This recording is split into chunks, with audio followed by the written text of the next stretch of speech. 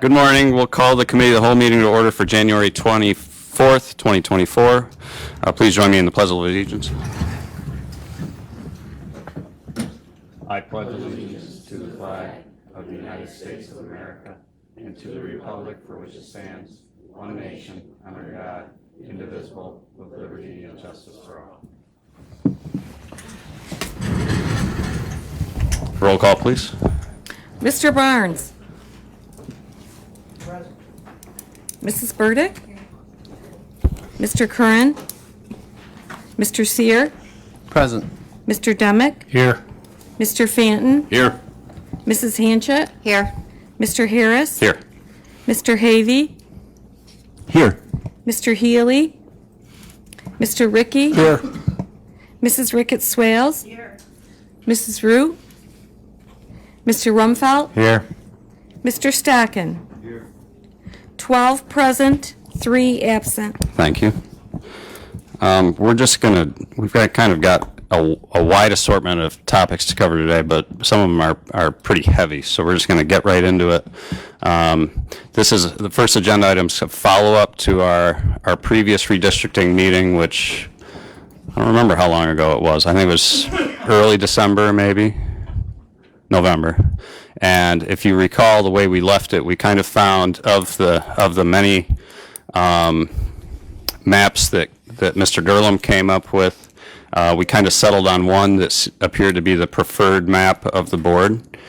Mr. Abdullah, who's been assisting us with this process, left that meeting, and I think rightfully recognized that the map in question, which if you recall, seeded from Districts 5 and 3, Ward and West Almond, to District 4, Mr. Abdullah recognized that maybe there was some concern among the board members regarding whether or not particularly West Almond was a community of interest with Wellsville and Andover. So knowing that with our multi-member districts, we had some flexibility in terms of the variation in population from smallest to largest, he kind of went back to work and came up with a couple more maps for us to consider, which we have been provided with. So for the sake of simplicity,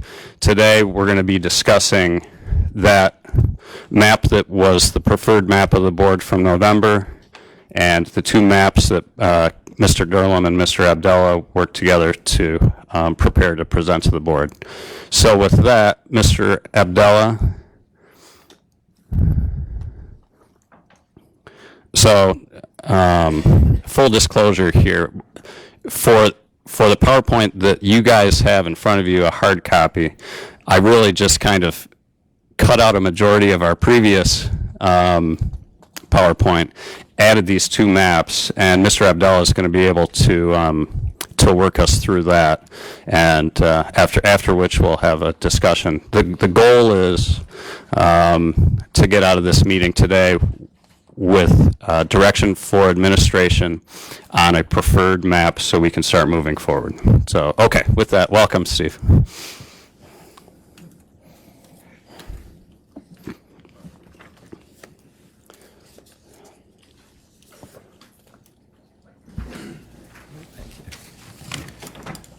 Okay, and were you going to put the PowerPoint up on the screen or not necessary? No, okay.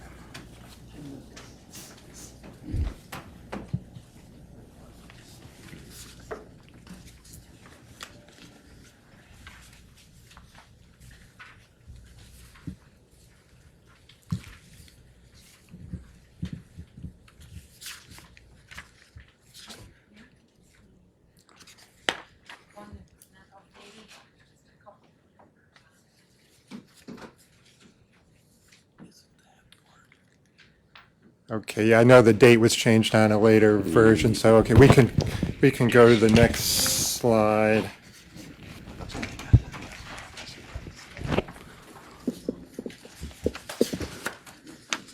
I think that PowerPoint is the full November PowerPoint that you've got pulled up there. Yeah. Okay, yeah.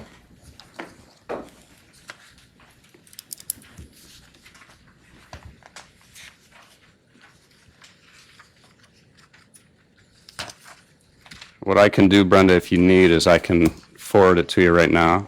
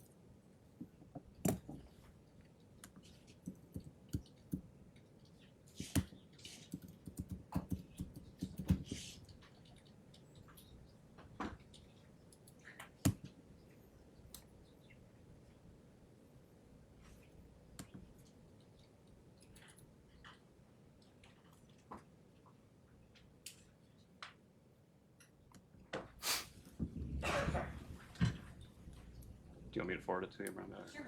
Okay. Apologies, Mr. Abdallah. We'll get there. No problem.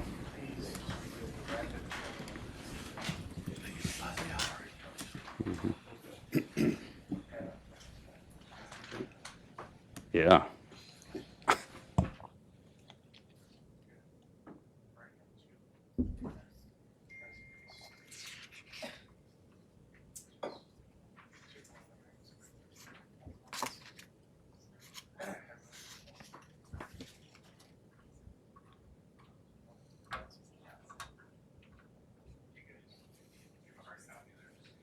Yes.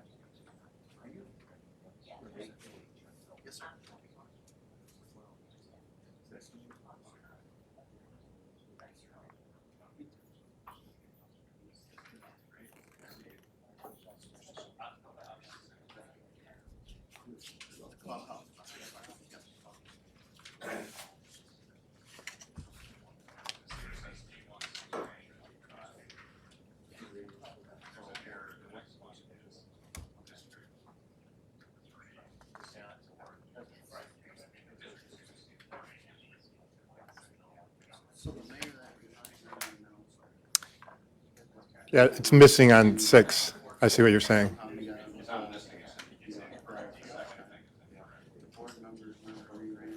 Oh, yeah, gotcha.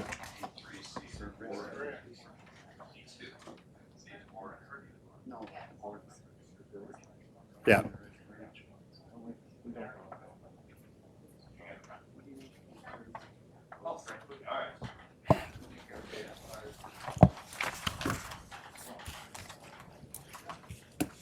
Okay, yes, we can go to the next slide.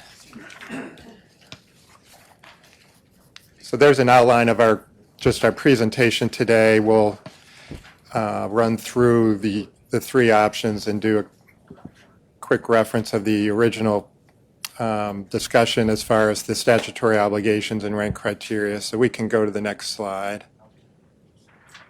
Okay, and just to refresh your memory, the statute provides for various criteria in the adoption and drafting of redistricting plans, and they're in the order stated. They have the order of priority 1 through 6, as you see on the screen, with equal population, 1 person, 1 vote being the ultimate highest preference criteria. You'll see that 3 of them are listed as 5A, 5B, and 5C. That's because they actually are equal in priority. And so any questions about those? I mean, as we look at the maps, those will certainly come up and can come up. But any questions about the criteria? Yeah, I got one. What's the protection of voting rights? Isn't that a given? Okay, protection of voting rights relates to protected groups, minorities, and other diversity populations. The main one being racial protection. So you want to avoid the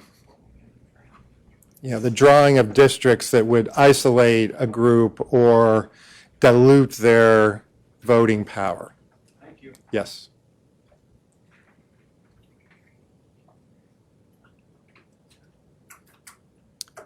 Any other questions on the criteria? Okay, we can move to the next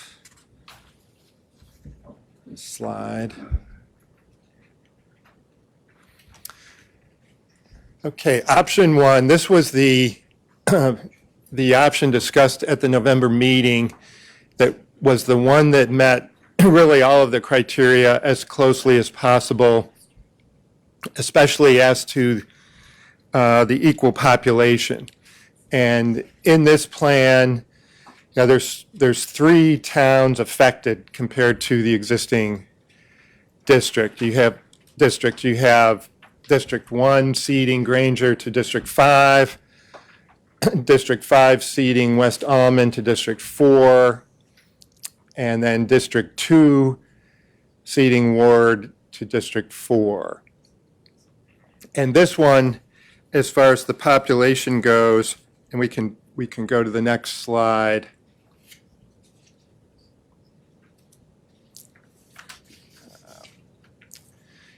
You'll see under equal population that it has a 4.91% deviation from the most populous district to the least populous district. And when the new redistricting law was enacted by the state legislature, they did require redistricting plans involving single-member districts had to meet a 5% deviation, no more than 5%. But they did not specifically require 5% for multi-member districts, which is what you all have. When we initially drafted the plans, however, I mean, wanting to be cognizant and recognize the need for equal population as the highest criteria, we did, and Keir did try to draw maps that met that 5% criteria. The thought being that, well, if we can meet 5%, that's ideal. That's what we should be having as our goal. So option one was the map that did that in the first go-round. And then what it did as compared to the other plans when we looked at the first set of maps was they really met all of the other criteria subject to the discussion that you had at that meeting, as far as being the protection of voting rights, all districts were contiguous, they were reasonably compact, and political fairness was fine, and it was trying to maintain existing districts and political subdivisions to the extent possible. In that respect, it was only moving 3 towns out of 29 into different districts, and no villages were being moved at all. And then it was good, I'll skip down, for election administration, again, in that no towns or villages were going to be split. It wasn't going to cause a need for additional polling places. But the one thing that was discussed at the meeting, as Brooke mentioned in the introduction, was you have West Almond and Ward being added to Wellsville and Andover. And that's what allows you to meet that under 5% rule. But from the discussion, I certainly understood the concern about especially West Almond being a little bit far afield of the rest of the district. And so I went back in just to take a look at, well, how would the numbers come out if we did something different, especially with West Almond? And so we can go to option 5, the next slide. And in option 5, there'd be one tweak to the option 1 plan, and that would be having West Almond go to District 1 instead of being added to District 4. And so that's what you see on that map. And again, in option 5, it's just 3 towns moving out of the 29 towns. But in this case, West Almond is in District 1, and in that respect ends up paired with Angelica and the other towns that are in District 1. We can go to the next slide. And you'll see that where we come out on the equal population criteria in this option 5 map is a deviation of 5.86%. So you're above the 5%, which is a requirement for single member districts. But being that these are multi-member districts, you're only slightly going above the 5%, and I'm comfortable with that.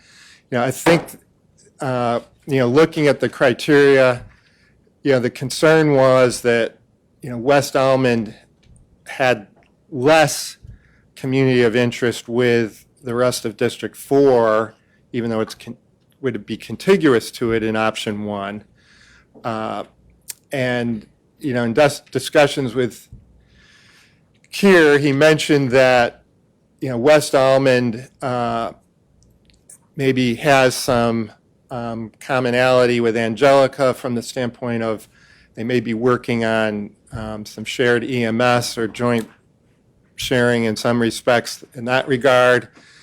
They also may be somewhat within the same school district, the Genesee Valley School District.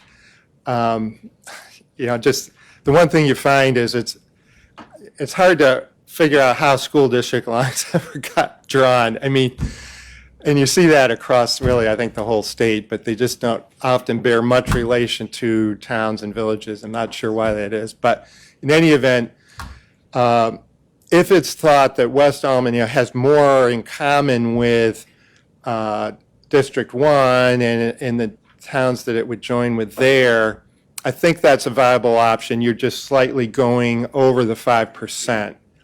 And I think for a multi-member district, that would be perfectly acceptable. And then it's essentially meeting the rest of the criteria similar to option 1. Both option 5 and option 6 are quite similar to option 1, so you're really hitting all the bases in that respect.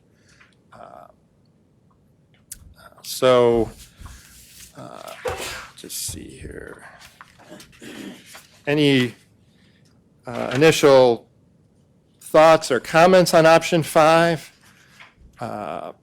before we move to option 6?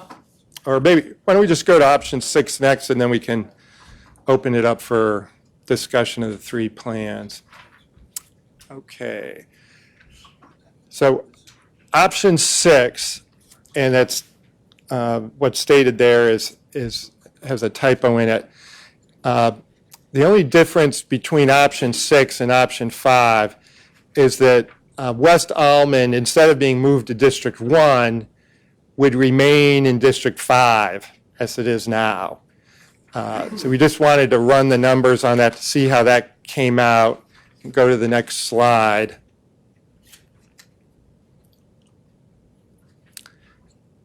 Now, with option 6, with West Almond staying in District 5, and you could say the advantage of this plan is now only 2 towns would be moving from the existing plan. You do, however, raise the population deviation all the way up to 7.08%. So not as good on that number 1 criteria, which is equal population, one person, one vote. The advantages of this plan is that West Almond gets to stay right where it is in District 5. But, it's not as advantageous on what is deemed the highest priority criteria.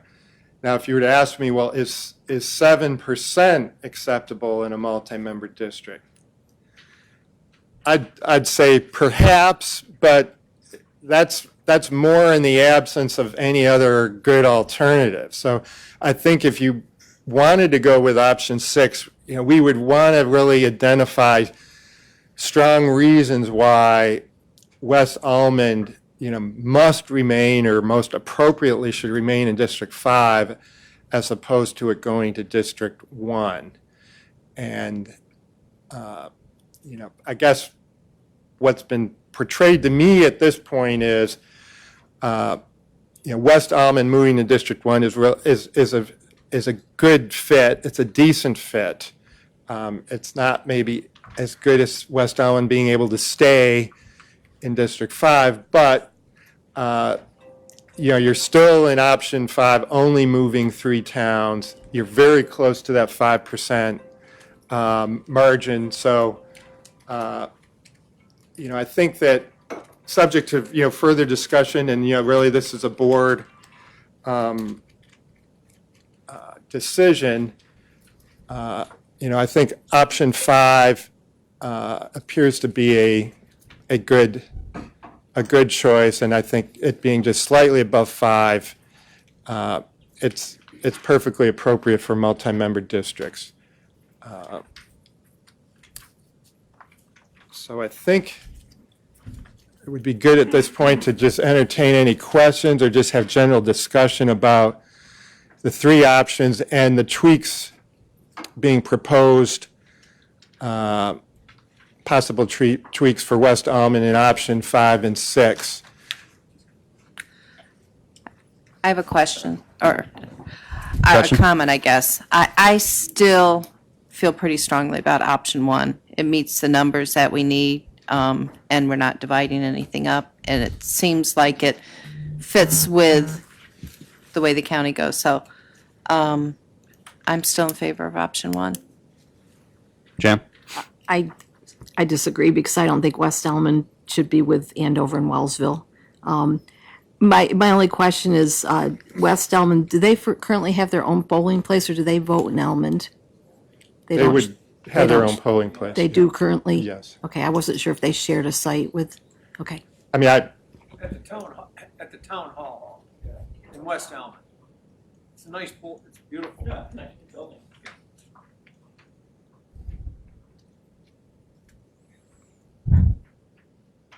Questions, thoughts?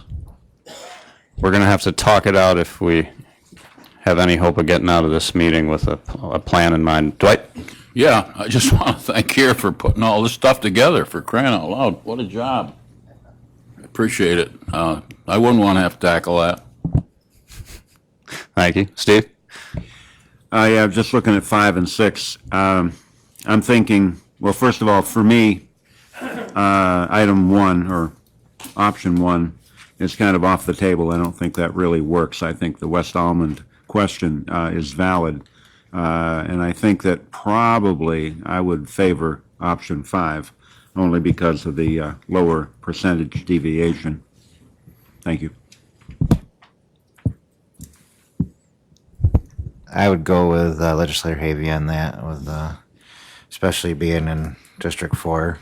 I just think Ward does have some of the school district in Andover, so there is some commonality there, but West Almond has nothing with us, and they're more suited, more in common with the North Country. Is any of Ward, I don't know if anybody knows this, in the Wellsville School District? I think they're divided up between Andover, Alfred Almond, and Belmont or Genesee Valley. Got to be some SIO, right? Oh, yeah, and Scioto, yeah. Yep. No Wellsville. No Wellsville. I can foresee people living in Ward shopping in Wellsville, where I can't foresee that for somebody in West Almond. They're hitting the highway and they're going east or west, probably.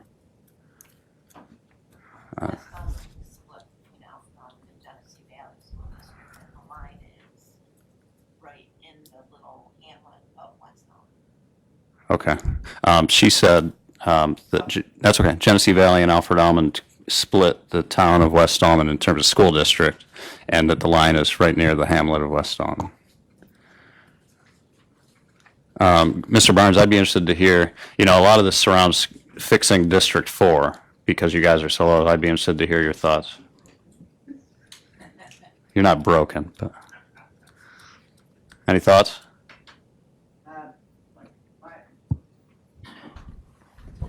My thinking is option 5 is the best for District 4. Countywide, it seems to be about as fair as anything. I'm leaning to option 5.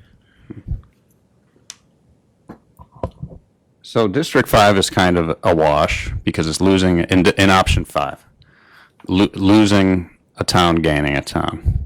Same with District 1, but I guess I'll turn it to the District 1 people. Any thoughts or preferences? We can go down the line maybe. We'll start with Fred maybe. I think probably option 5's good. Being from Angelica, I know there's a lot of work with West Almond. 86 goes through both towns. So if there's ever any issues with that, it's addressed. The work together. I think West Almond would have been better in District 5, but I agree with the percentage. I think either way, West Almond would be fine in either 1 or 5. I think that's the key to our communication here, so I'd be okay with that. Phil, John, any thoughts? I think it goes wherever you go. I mean, I'm not sure Granger will be real happy. Right. That's what I think. But nobody ever talks about that. It's just, there's a lot of difference between Granger and Alfred. And Granger and Allen are both school districts that are in District 1. Not that school districts matter, but. Yeah. Any part of Granger that's in Canasarega District? I don't don't think think so. so. I think it goes, if anything, it would be Gen Valley. Yeah, yeah. And Allen would be split between Fillmore, Belfast, and Gen Valley.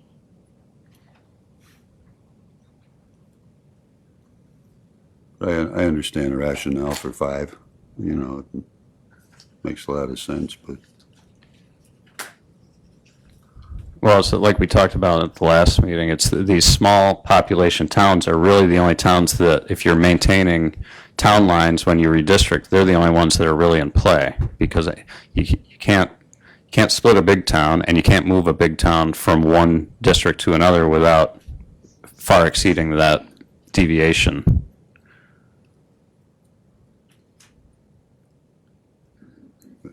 Gary? I have a question about, they're talking about racial inequities and so on and so forth. We really don't have that problem, but we do have a lot of Amish people in this county. Are they affected at all by? Yeah, I mean, I think that would be more of a community of interest criteria, not so much the protection of voting rights. Do the Amish people, I'm addressing this to Mike, Yeah. do the Amish people vote similarly to the rest of? Not a strong voting, some vote, but not the percentage is quite low. Thank you. they would vote because I remember, I don't know which election years back, but I can't hear you. I'm sorry, it's on. But when something came up and I was talking with a bishop from the district over our way, and he just said to me, well, what is it you would like us to vote for? I mean, if they had an issue, they would come. If they have no issue, they tend to stay away, in my experience. One other comment, when I think of my experiences, whether since being a legislator or prior to that, I had, in District 1, I had interactions often with people from Granger, never with West Alman. Unless you run into them at a county meeting or something, but I mean, it's just not that. But I can see where that would be true all over the county. So.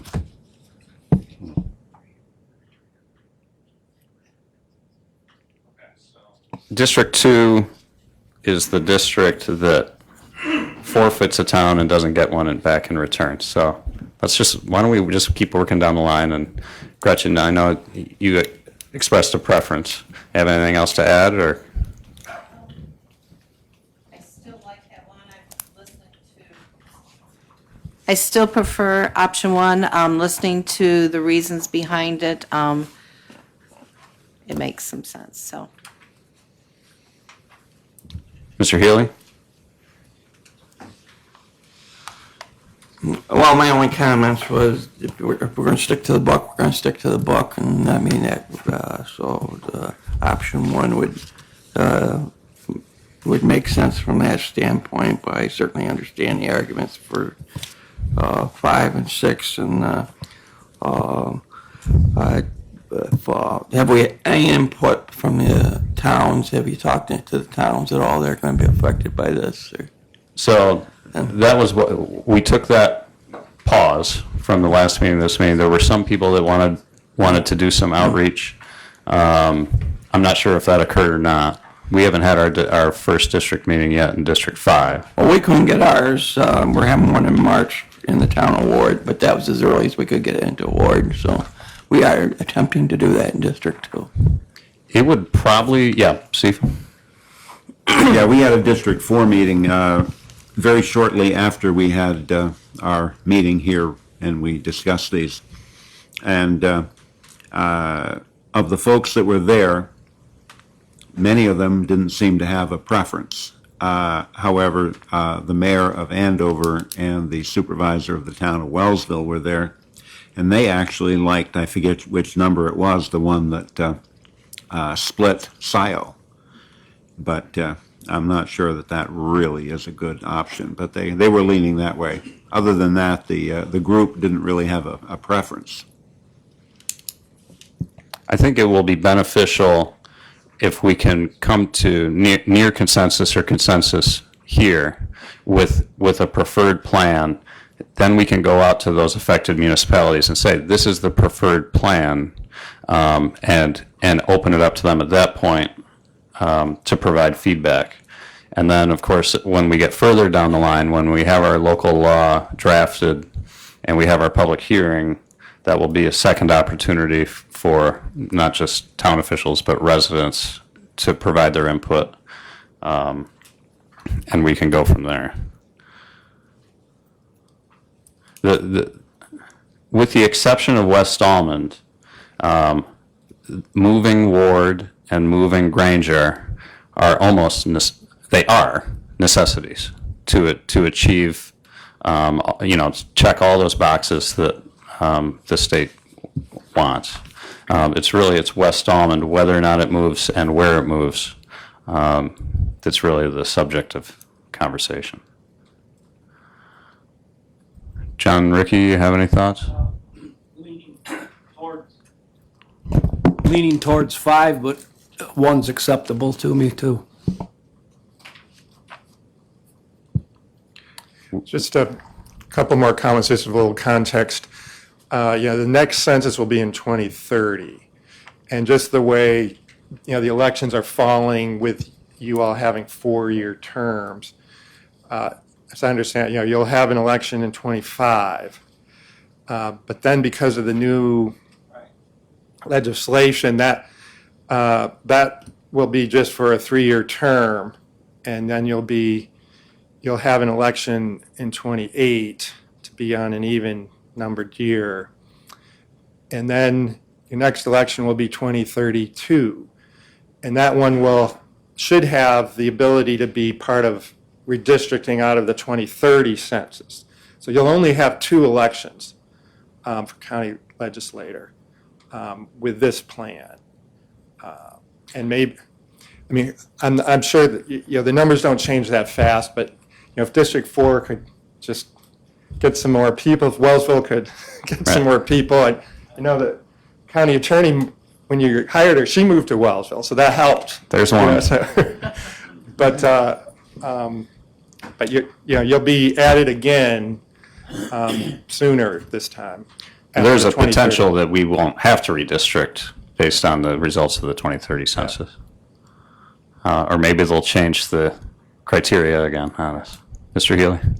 I think maybe Keir could speak to the population trends in the last couple of censuses. And I think District 3's grown and District 1's grown. District 4 has actually shrunk, I believe. Yes. So that's maybe some consideration looking forward. But as I said, I can go along with any of these. The only thing I say is if you go with 1, is that you're going strictly by the book, and if you're going by 5, then I don't know if you haven't talked to West Almond. I assume I know there's connections, personal connections with West Almond, between West Almond and Angelica, just the same as there is with Angelica and Belmont, which are in different districts too. Angelica, of course, is a former county seat. It's also part of the Genesee Valley School District, and part of the problem with the schools, district lines are, you can thank the state of New York for that, because in the one case they probably should have been acted like a parent and come in and redrawn the district lines. They didn't, because it's a hot political issue, and they left it up to the carrot and stick approach, and so you got these mergers that in districts that don't, that are kind of tough. But that's probably going to continue if our population trends continue the way they are too. Thank you. Dwight?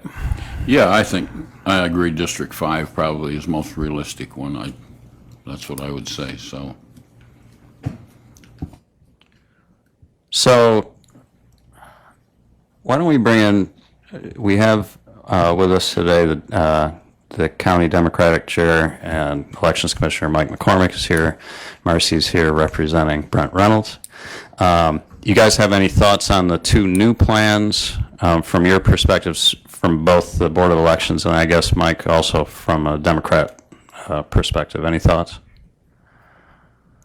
If I could get you to a mic, it'd be great.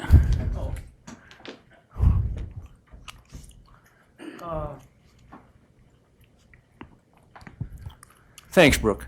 And thanks, Keir, and our attorney from Chautauqua County for working on this so diligently.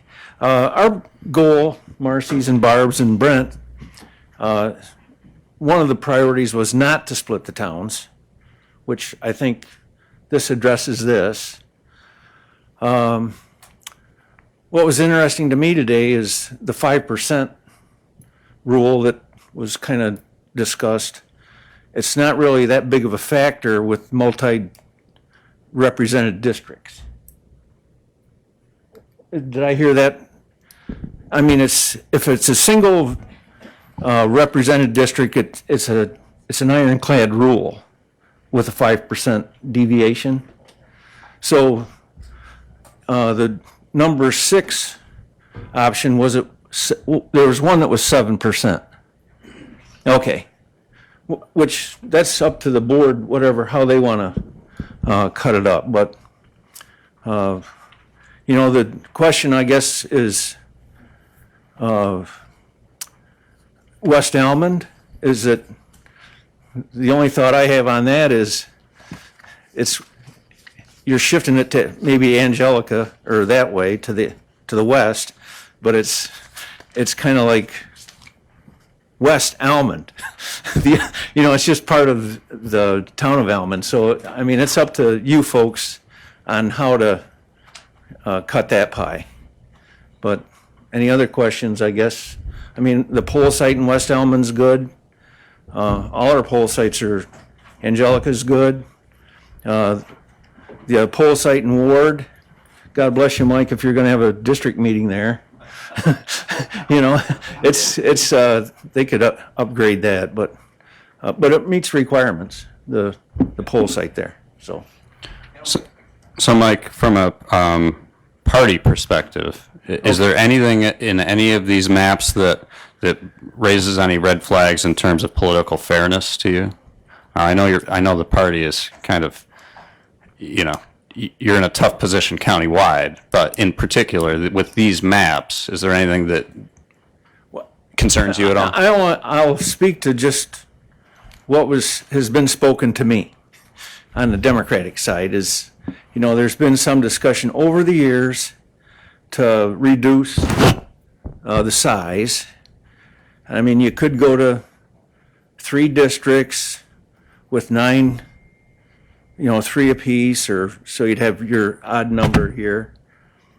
But then my pushback to that discussion was, if you reduce the size of the legislature, you're going to have less of a chance of a Democrat, you know, making, you know, winning a seat. I mean, it's hard to judge what would be. It's all about the candidates, really. So that's the only,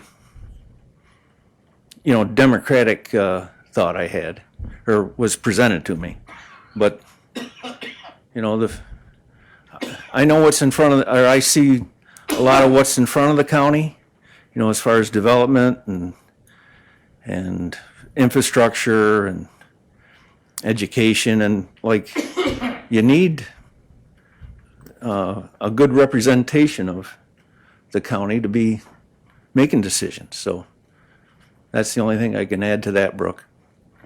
Okay? Okay, thanks. Anything for Mike while we got him at the podium? That's also probably your perspective as a former legislator too. Yeah. That's my thoughts for today. Thank you. Thanks, Mike. Yeah. Marcy, I'm giving you a chance. You may not want it, but do you have any thoughts? Not really. The maps that that I have seen, option 1 and option 5 look the best for our office. Okay. Okay, so why don't we do this? Maybe we can make some progress here by, is there anybody that's in love with option 6 and wants to fight for it? Or is that one that we think as a board we can agree is probably not the best of the 3 we're considering today? So we can ditch it after all Keir and Steve's hard work, we'll just throw it in the trash? Jan? I actually like option 6, but I'm not going to fight for it. It's, you know, I like keeping West Elman in District 5. I really think that's where they belong. They do have a lot in common with Elmond. That's why I asked if they shared a voting poll site, because I think that there's a lot of common denominators there. But I'm not, it's, you know, it is what it is, and I'm not, but I just want to add, I do like option 6 the best. I do think, we don't want to do this to try to plan for the 2030 census, but the closer we are, or the less deviation we have when we do this now, the more likely we are that we won't have to do it again in 2030. Is my mind right on that, Steve? Keir's shaking his head no, I'm way off base. Well, I mean, I doubt the statute's going to change again, but, I mean, I suppose they could come in and say, even for multi-member, it's mandatory that you meet the 5%. But I think certainly the trend is to go closer to 5. You know, years ago, it was 10% was a standard that decades ago the U.S. Supreme Court came up with. But, you know, I think it's a litigious society. I mean, I think the closer you can get to 5, the better, even though it's not mandated in your case. Okay. I think we've heard from Adam. I think you were out of the room when we were working around the table. Do you have any thoughts or preferences as far as? No? Life is good in District 3. No change down there in the south. All right, so before we take a straw poll and see if we have enough to give administration good direction, I guess maybe can I turn it over to you, Allison, to talk about timeline, board obligations, and just how this is all going to work?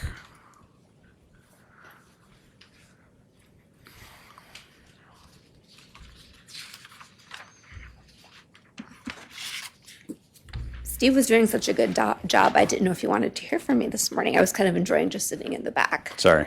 listening. That's okay, Chairman Harris. So just to refresh everybody about the timeline, which we discussed back in our November meeting. So your next election for the Board of Legislators is November 2025, and designating petitions begin circulating in February of that year. So we need to work backwards from that date to determine when we need to get our redistricting done. And also, your redistricting plan is subject to a 45-day permissive referendum petition period once you have the passage of the local law, which means that we need to allow time in case there's a group of individuals who decide that they want to challenge that and circulate petitions. And what they would have to get would be 10% of qualified registered voters. It's 10% of the number of voters who voted in the last gubernatorial election here in New York State. And if they are successful, then it triggers a public vote by a special or general election, not less than 60 days after the petition period would end. So it's very difficult to do, but we have to allow for that time period. Can I pause you there? So say it goes to referendum and they shoot the plan down. Basically what that means is they shoot down the local law as it was passed. Yes. And for the purposes of redistricting for the 25 election, we would probably just be stuck with weighted voting. Is that what would happen? Or would we try to scramble to come up with an alternative plan and pass a different local law? At this point, we would probably be stuck with weighted. Well, I think if that were to occur at the November 2024 election, it's not a lot of time, but I think an attempt could be made to very quickly. But it'd have to be quick. Put in a new plan. That's Yes. still subject to 45 days on a petition, but you would hope that that one perhaps would not end up being the subject of a petition effort. If we weren't able to get a second plan in the required time frame, then we would go to weighted voting for the time period. So that is why our recommendation is to adopt the local law no later than June 30th of this year. However, earlier adoption is preferred for the reasons that we have just presented to you, as well as there's also the possibility that there could be a possible judicial challenge as well.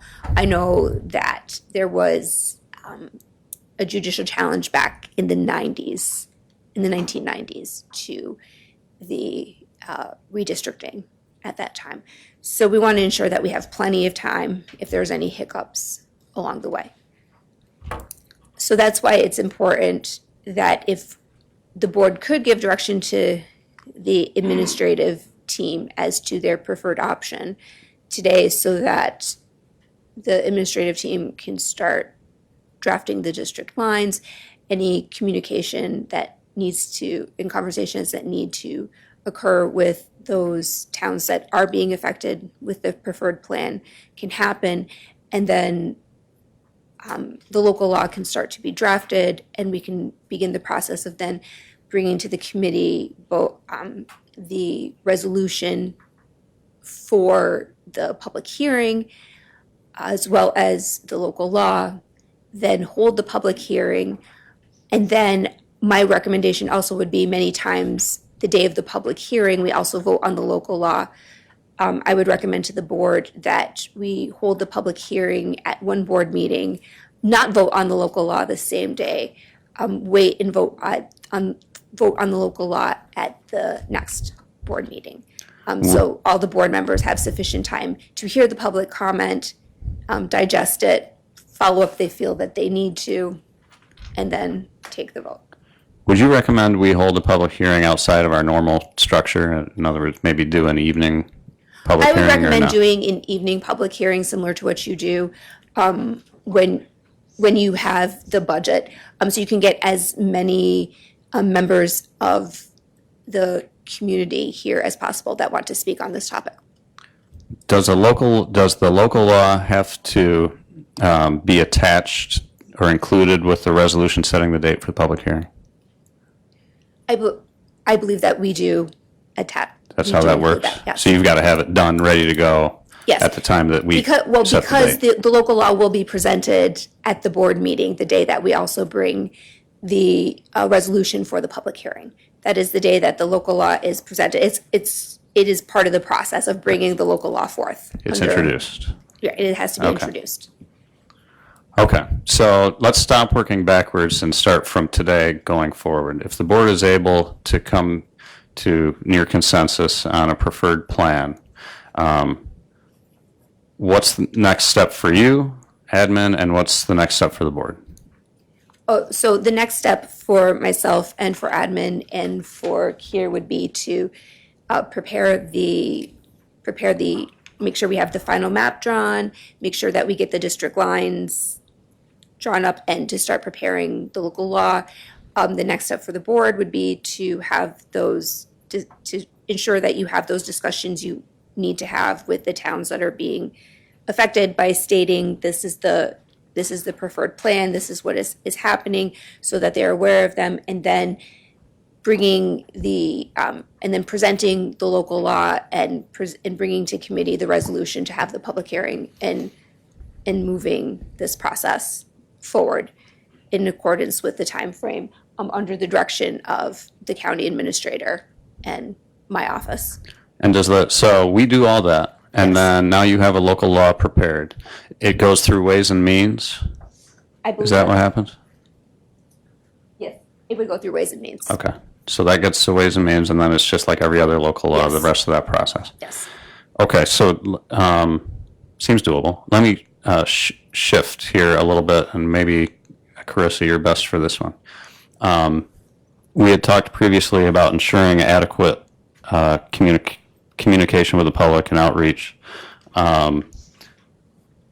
What could we provide in terms of communication, and what would the time frame, like how would that fall into our timeline? I remember we talked about, potential press releases, potential devoted site page on our website that details the process, details the changes, maybe even an opportunity for submissions through the website for comments, questions. What do you think? I think we can do any of that. I think we're just kind of waiting for the board to tell us, what their preferred option is, and we can kind of highlight the one that you're looking at, and we can do that anytime. Okay. Is the board in agreement that the more outreach, the better? Probably, yeah. So I don't know where that falls into the timeline, but would you want to have the local law drafted before we get into like some heavy outreach? Personally, I don't think so. I think the whole purpose of having the outreach is for people to have their voices heard. In the event that you have strong voices that are against what the preferred option is, you might want to reconsider your preferences and redraft the local law to meet, that new information. So although I think you have a good preference today, and it's good to let the public know that you want the public to have an opportunity to respond to that and for you to consider their response. Okay. Yeah, Dwight. Part of that should be, I think, put the blame on New York State where we're at. So, it's a requirement for us to do this, but it's something we need to do. Blame where it's wrong. Yeah, I mean, it's important, I think, that we're able to communicate why, the necessity for doing it. And then I think also, as long as the public has the understanding how handcuffed we really are in terms of all of their criteria for redistricting, I think the public would understand that. Okay, so when we get to, the end of this today, part of direction for administration can include preparing some of that outreach. Okay. Jan? I think sometimes it's better to have the law written up to present to the public because they're not really sure what we're talking about, a lot of people. And if you have something prepared, that gives them something to actually talk about and say, okay, how did you come up with this? Were there other options, and et cetera? But this is what, yes, we did. This is what we did. This was the discussion we had, but this was the best option to meet all the criteria. So I think it's sometimes better to go in prepared and not, you can always change it. But if you have something, that they really can look at and understand, I think sometimes you get more response than if you give them too many options. People get confused with the mix of comments, and that's just my opinion. I think, we certainly could have a proposed draft. The problem is our local laws tend to be difficult for people to understand when they look at them. And this isn't, I don't believe, going to be a brand-new local law that spells everything out. It's actually an amendment of three previous local laws. So it'll be a small section amending it, and you're going to have to pull out 3 previous local laws, I believe, to see the whole big picture. So sometimes, we can do that so that people have a clear way of looking to see what it is you're actually voting on. But sometimes having the very simplified version of this is what we're doing in non-legalese helps people really understand that big picture better than reading the law. Mike, did you have something? I'm going to ask, option 6 just popped up here, fairly recently. And option 1 was what was recommended, I believe, to begin with, to meet all the criteria. I don't know, and I'm guessing is that still the one that would be recommended to us from the professionals, option 1? Well, option 1 is the one that meets the deviation the best. However, there was strong discussion, and there was even today that that West Almond does not really have a community of interest with Wellsville and Andover, and so given that multi-member are not subject strictly to the 5% rule, I think option 5, which only goes another 0.86% above 5, is perfectly appropriate and acceptable, and I'm completely comfortable with it. So the first option meets the criteria for single-member districts. Yes. But options 5 and 6 also meet the threshold for multi-member districts. Yeah, yes, they do, but it's I think legally the trend, as the state legislature recognized, is to get it closer to 5, and they mandated that for single-member districts. Whereas years ago, 10% was the norm. It's definitely moving to a tighter deviation. Gary? According to what I'm reading is for multi-member districts,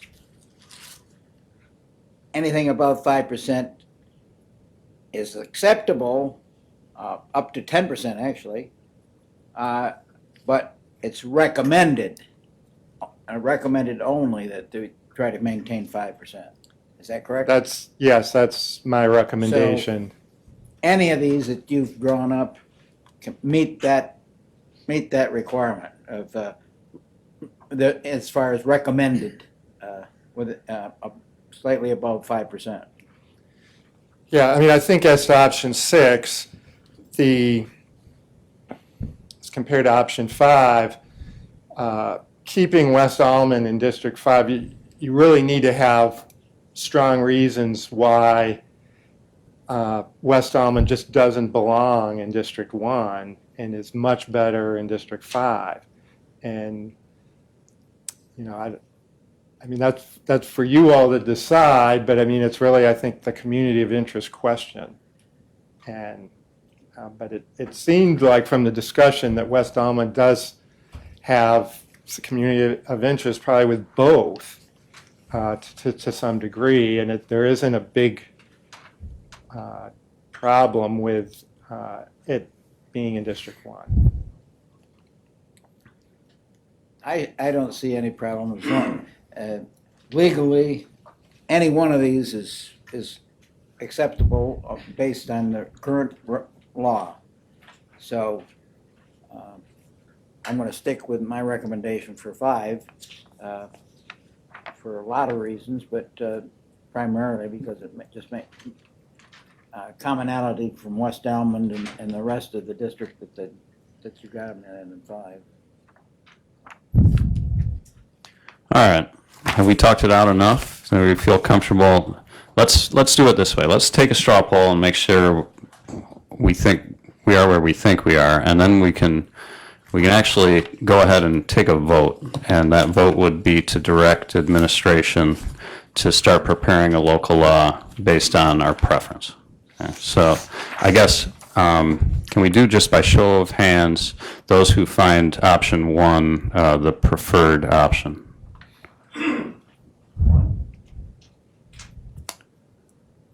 I'm seeing 2. Mr. Healy and most fair, most equal, says Mr. Healy, also Ms. Hansha. And show of hands for District 5 is the preferred option, or excuse me, option 5? 5, 6, 7, 8. Yeah, everybody goes to District 5. 1, 2, 3, 4, 5, 8, 9, 10, 11. That's the remainder of those present today. And just so I'm sure I'm right, there's no interest in option 6. Okay, did you have something, Jim? Okay, your finger's on the button. Okay. All right, so that being said, let's get a motion in a second to direct administration and Mr. Derlin to begin the process of drafting a local law to redistrict Allegheny County legislative district lines as shown in option 5 presented today. The motion's made by Legislator Barnes, seconded by Legislator Rumfelt. All those in favor say aye. Aye. Opposed? Brooke, I thought Chrissa didn't want us to do the law yet until we'd had the public comment. No, we need to start that process. Yeah. I do prefer option 1, as I stated from the beginning, but I would go with option 5 too. But I prefer 1. Is that a yay? That's, yeah. And we have 1 nay. We have a nay. Is that sufficient, Carissa, for today? It is. I do, to answer Jan's question, it really makes no difference. It's all work for Allison, but the local law probably is really going to be less than 1 page long. It's just going to put District 1, 2, 3, 4, and 5 and what towns go in each one of them. So I don't think it's difficult for her to pivot, but also it's okay to have it now and change later. Yeah, until we actually have the local law introduced, it could change, right? Yes, I don't think it's going to take very long to draft the local law, but you just want to make sure you have the correct version when it comes time to introduce it. Okay. But now that we have a preferred plan in mind, we can also begin that outreach, right? Yeah. Okay. All right. Is that good for redistricting today? Yeah. Mike, thanks for coming. Marcy, thanks for coming. Kira, thanks for coming. Okay. And Steve, thank you. Sorry.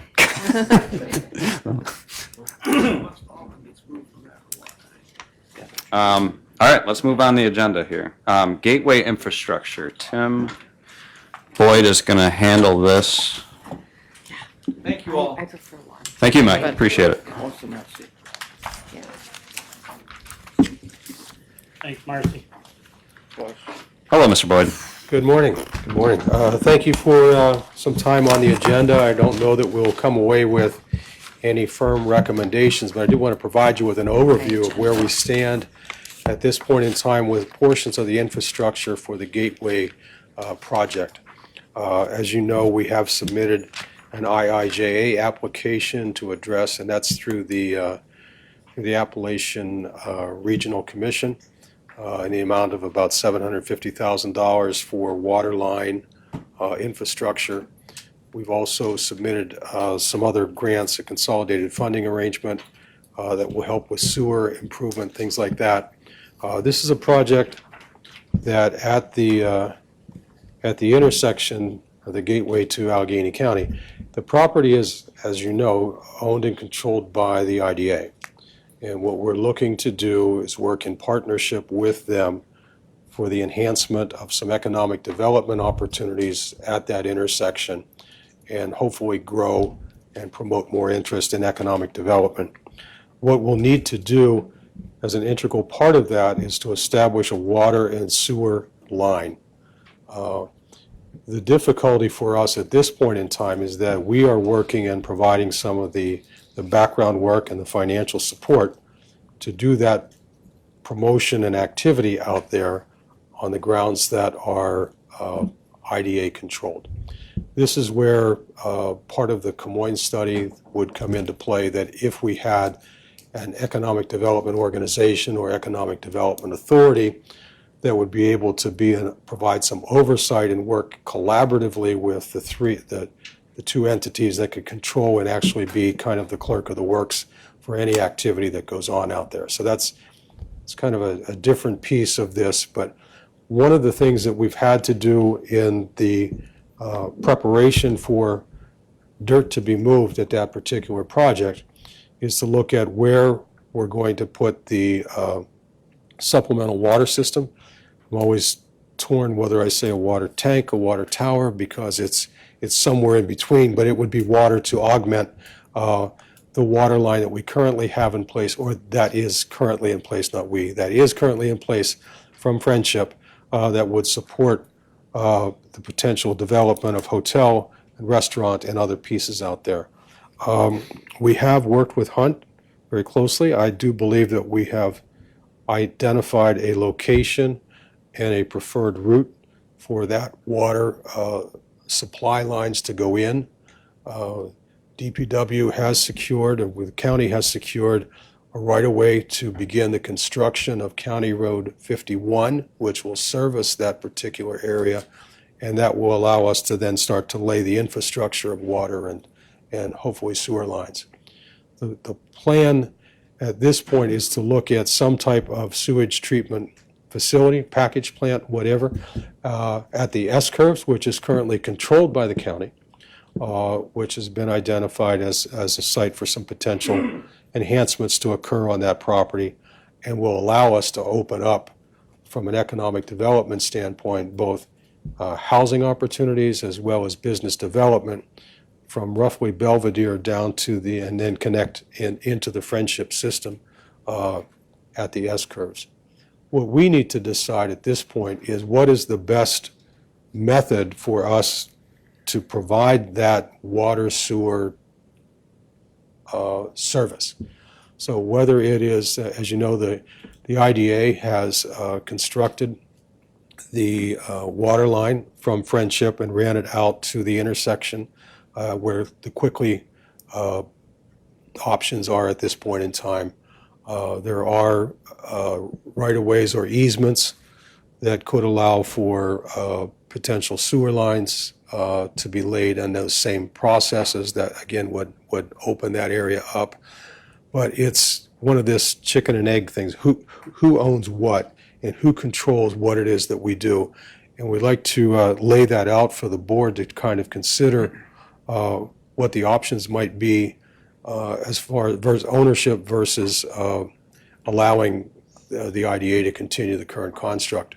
What we do know about the current water line, it is owned and controlled as a transportation authority through the IDA, which allows them to provide that water service.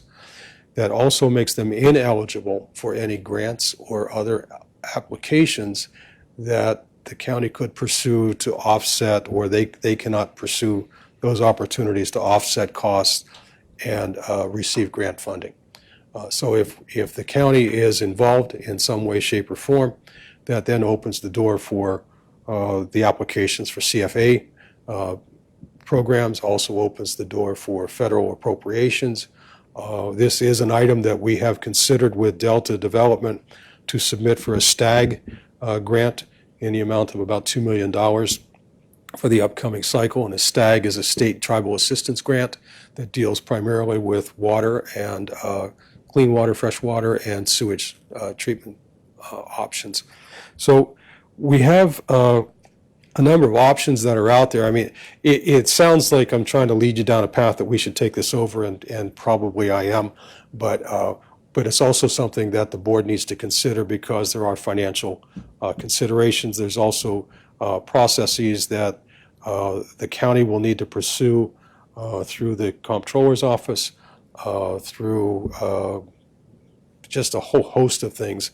But if we were to look at this process, it may open the opportunity for additional services to towns, villages, hamlets, in the sense of being able to look at a shared services arrangement where if we do run into that situation where we don't have water treatment specialists, water or sewage treatment specialists, that the county may be able to, or this whatever this ends up being as far as a water district or an arm of county government, that it could be fall under the guise of shared services, so that we may be able to look at that.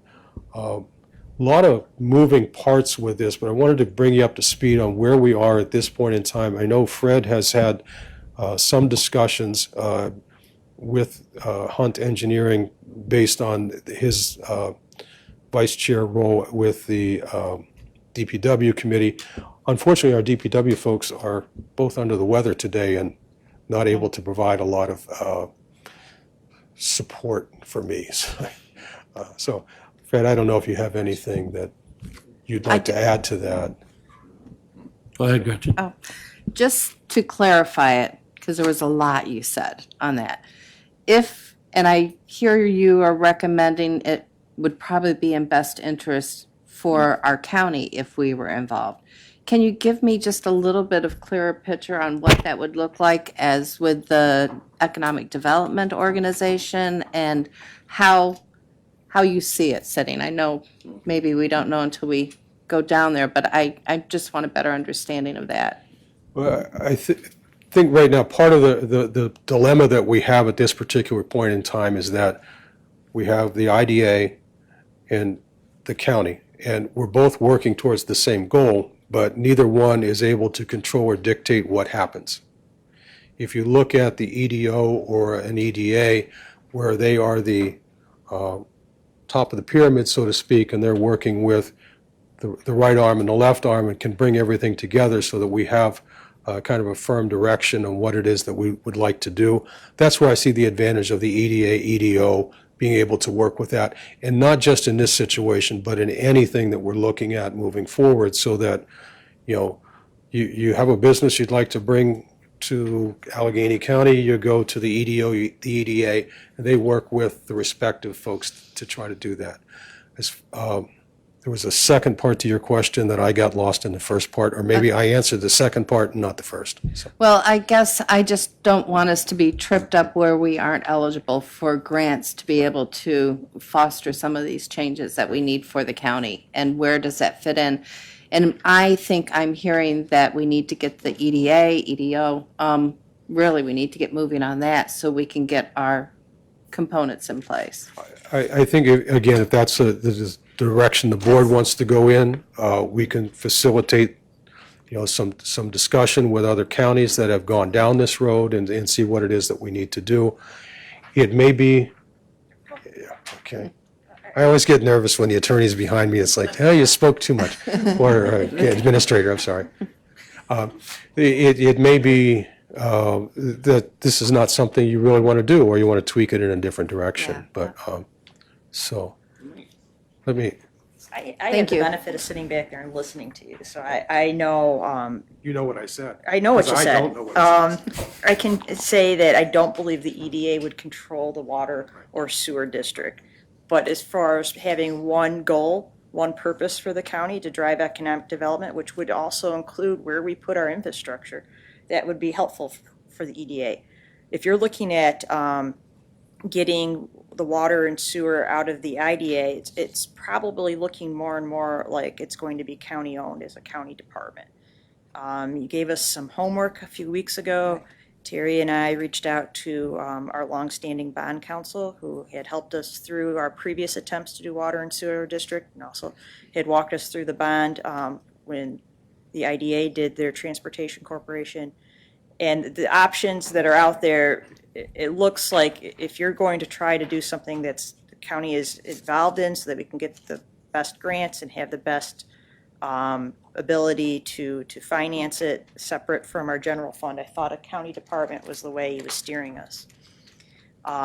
This is all going to take time to do. Right now, the IDA has a transportation corporation. They don't have a water district. You would need to form a water district and a sewer district and get all that in place. But you can do all those steps while you're working on the EDA, while you're working on grants too. I think the key is to get everything moving all at once rather than waiting for one and then doing another, because you'd still be here a decade from now. Brooke. Jan. So, Chris or Tim, you're talking if we would create two separate districts, a sewer district and a water district? My understanding is they are two separate things. That Okay. You have to have one for each of those things. And they would be run by the county? So That you're is- talking about that, creating for maybe a right now, different department? we could pivot that, but for right now, our preliminary conversations seem to be that a county run rather than doing a separate authority that had a board on it. And Terry can explain maybe more of that. She's better at understanding the advantages as far as what they can charge and what we can charge. It seemed to be a county department. So the county would do all the billing and collecting I all the believe- fees from that? So that department would come under you, Terry, or would it come under DPW? I believe it would have to be a separate department completely. It would work with both of us, DPW and myself, obviously, but it would have to be a separate department that was developed for that purpose. And to pay for this, we're looking at bonding it? Is that what you're saying? We would have to go with a combination of bonding and grants, I would assume. There could be some county money in it as well, but it's going to be a huge project, so it's going to have to be borrowed, I believe. And like you said, this isn't a short-term project. This is, I mean, you have to get the authorities established, right? It's not an authority, it's a You're district. gonna go with, so that's the advantage of doing the Because district, right? There's the difference between a district and authority is that the authority is much harder to create. And a district is more the way the state wants you to go. All has to be approved by the state. It's probably a year out before you can even present to develop a district, is what we got from our conversation last week. So, we'll be in contact with them about things that we have to do and why and when. But, there's a lot of different things that are going to take place that all the pieces got to fit together at the same time.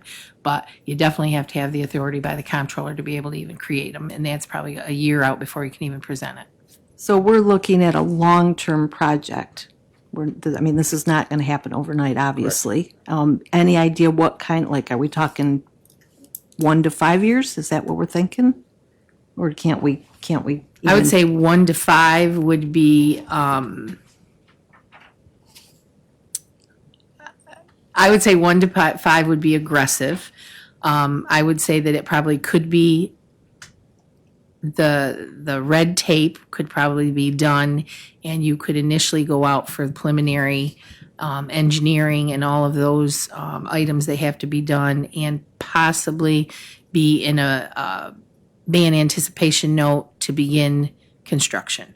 I would say that you could probably get that done between 1 and 5 years.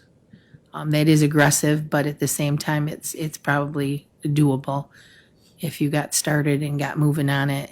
But in the meantime of going out and doing all that section of it, you've got to develop the department here. And we did speak about that with bond counsel as well. So I guess my question is, could someone possibly put in, okay, this is what we need to do first, this is the second step, the third step, fourth step, and some kind of time frame to go with each of those steps? Maybe I'm asking too much, but I think it would be helpful for me to have some idea, okay, we keep kind of going in circles about, well, we need to create this, okay, so what needs to be created first? And who's going to do it? And when's it going to happen? And then after that's created, what do we do next? I don't know, maybe I'm asking too much. I guess I can say I don't think we're at that point yet. That's my opinion. We're not at the point of a time frame because we need to know all the pieces that have to fit together, which a lot of that has to come from you guys about what you need to do, what you want to do, how much you want to do, and then we'll be able to fit it all in and who's going to do what, because it's going to be multiple people working at multiple times with multiple things. So you may think the time frame is March, but by March, you've got to have 15 things done to be able to move forward. So I guess we just need an understanding of the steps through that process that you'll be going through. And so we can make sure that we stay on track. Is that what you're asking? My point is that if this is what we need to do first, then let's do it. Let's not drag it out. These are things that we've all discussed, that economic development is very important, and we need to do something, and we've talked about it since I've been on the board. So I guess I want to know, what do we do? What's the next step? What do we do next? And then when that step is completed, or maybe we can do more and more at the same time, but you guys have got so much on your plates, and I'm concerned about how much we're taking on. So I can answer that we're probably not in a position to tell you today what that timeline is. I mean, we just had a very preliminary phone call last week with somebody that's an expert in the field. Having him sit down and look at where we're at, we need to get Allison up to speed. I gave her a very brief conversation overview on that. We need to talk to the IDA as well. We need to pull together a lot of things in the next couple of months and then come back to you with a timeline that should outline those things. But the other option, if we don't do this, is to just let the IDA continue on. And I don't know, they have a water transportation corporation. I don't know what they need to do to then try to do the sewer themselves. At the same time, we're also looking to build our own DPW and transportation facility that needs its own package plant. So we got to work on our package plant and sewer no matter what. So I can tell you one thing that from our conversation, if I can just butt in for a second. One of the things that we probably are going to do before we do a lot of this other work is we're going to have to get a resolution passed by the board that establishes the desire to do these projects, because if we don't, then any money we spend cannot be rolled into a borrowing finance mechanism. So we are working with bond counsel to try to get that language and see what we have to develop. So within the next couple months, I do know we'll be coming to you with a phase-in resolution so that we can capture whatever we need for possible funding in the end from a bond. So I do know that part will have to come within the next quarter, probably. Okay, Jen's been waiting patiently. Well, I just want to take a step back because I want to make sure I understand. I get the water district and the sewer district, but are you asking more about like the economic, the EDA, the EDOA, the acronyms that you used, being more of a overseer? Was that what I was hearing from you, Tim, in terms of the IDA and some of these projects? That was a recommendation that came out of the Camoin study Okay. and has been replicated in Chautauqua County. It's currently in operation in Genesee and Lewis County. Those are three that I'm aware of right off the top, where it helps to consolidate and avoid some of the confusion. Sure. That is a different discussion. That was just an example of how some of this discussion may be a little easier moving forward if we were to go in that direction. Right, and that, I mean, I don't want to be controversial because I don't know that much about this, but I like the idea of one person or one entity, not one person maybe, but one entity kind of overseeing both the IDA and some of this other stuff that's happening, because I feel like one hand doesn't always know what the other hand is doing. So that's why I thought we needed to take a step back a little bit, because I thought I heard you say something about clerk of the works, Right. which I understand, Mhm. but then we kind of went forward real fast, I thought. And the EDO or EDA would not supersede any of the authority of the IDA or the county, but would coordinate the efforts. And work towards communication, it Correct. seems like. So, can you just tell me what those are? Economic Development Organization or Economic Okay. Development Authority. So Okay. it just depends which, So is that the bigger question right now, no. or not? Okay. Okay. Okay, I think Fred has some insight. Just to give you catch you up to where we're at with some of this stuff, we've been presented another option for a water tank, a water area that we're probably going to use. Hunt's been brought on up to speed on this. They are looking into this. It's going to be the best option. Actually, the water tower may end up on our own property at the S-curves, with access to off of Tucker's Corners Road, right, Carissa?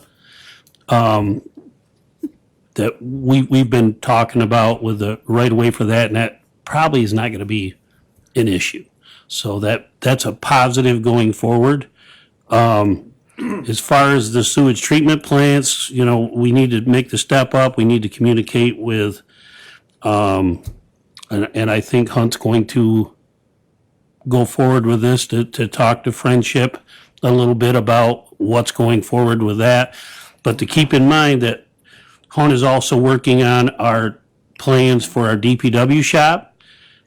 They're probably going to start working on the transportation facility for our transit bus. And all of them, if we're going to have them, this all falls into the same play.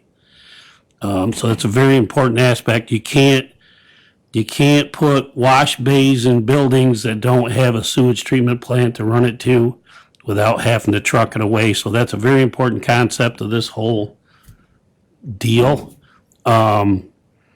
In everything else that's going on there. And it's like Tim said, there's other development that could happen with this home study if we end up doing that. But Hunt is very aware. We gave him our option we want for different aspects. So that gives us a better look. What we need to do as a group is to be communicated to and everyone know, because we're the ones that are going to have to push this forward. The back table can't do anything unless we're on the same page.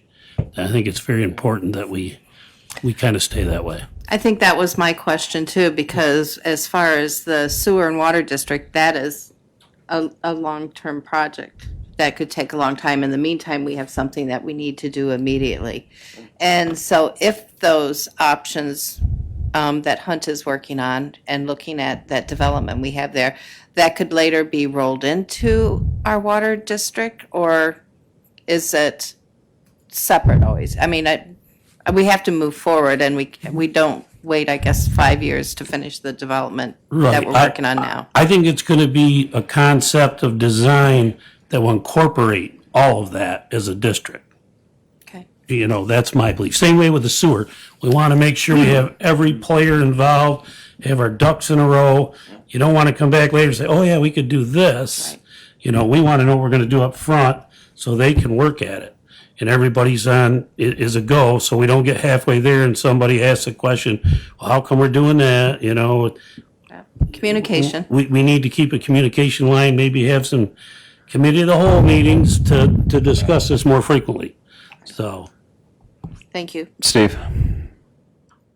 Thank you. I think this question's probably for Terry. Help me out to understand what we're looking for to happen between 1 and 5 years, please. As far as the entire I don't know. project goes? I guess what I'm asking is, could it be 5 years before we have permission to have a water sewer authority or water sewer district? Let's hope not. What the goal is to get it in as soon as possible to the next round, and the comptroller's review of potential sewer and water districts. So if we can get that in there as soon as possible, then they'll review it and go through the process of getting that approved. So they really thought that it would be a year out before we could get that in there. But we can plan all that and get all the, design and all that ready for what this district would look like. None of this construction can happen Until we have that's that. approved. That's correct. So if it were to take, worst case scenario, 5 years to get that done, then that means the new DPW shop, a hotel, whatever else you might want to look at is what, 9 years out? I believe some of that can be done simultaneously if it's our own construction. If it's our own facility and we're providing the water and sewer for our own facility, that's different than doing the entire project. So I think it can be phased and you can work on things as they become real, I guess, because it is going to be a long process. But I think they're two separate projects. There's two separate borrowing issues that we would make, one for ourselves, one for a water sewer district. But we have to be able, right now the water runs by the proposed property, right? The water line runs by the proposed property, so we would just tap into that for our facility. We wouldn't have the sewer there, so that's why we have to have a package plant on our own property. So that can be done at the same time we're talking about a larger project for the entire area. So I think you'll see action within that 1 to 5 years at different phases throughout it, with the end result being the entire water and sewer district and our DPW facility. Okay, all right. The construction of our package plant for our property should move much faster. It's the ability to tie that package plant into Crossroads that will take longer, but that might be okay because it might time well with construction overall too. Okay, can I get us reeled in here a little bit? Really, a lot of this is conceptual, and I get that. I think you guys are already aware that the board is in support of these concepts, and that is expansion of infrastructure at the crossroads. I'm just going to leave it at that, of all these different pieces, and that includes DPW, and it includes transportation, it includes all those things. But really what the board needs is something to come before them to make a decision on. So I can speak for myself and say, I don't care if the water tower is on top of a hill or at the S-curves or in Potter County. Those nuances aren't important for me. They may be for some of the board, but what you guys need is just an understanding that these projects have board support.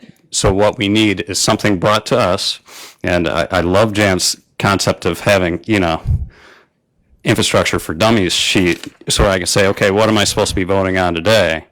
But the only wrinkle I really see right now is that any outside funding really needs more than just our conceptual approval, this is what we want to do. So we have to get some of this pre-engineering done. We have to get some of these cost estimates, like real cost estimates from Hunt or whoever, in order to go out for some of this funding. So with that known, what is the board's next step?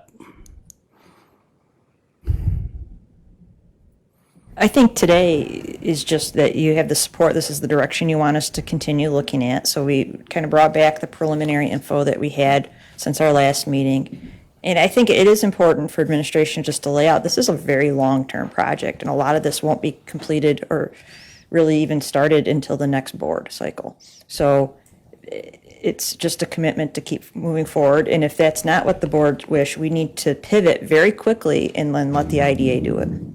Okay, so let's get at least this out of the way.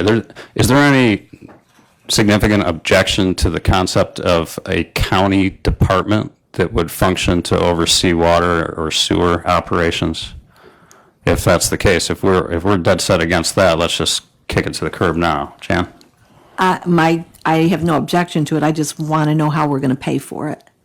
You're obviously hiring staff. You're going to need office space for them. I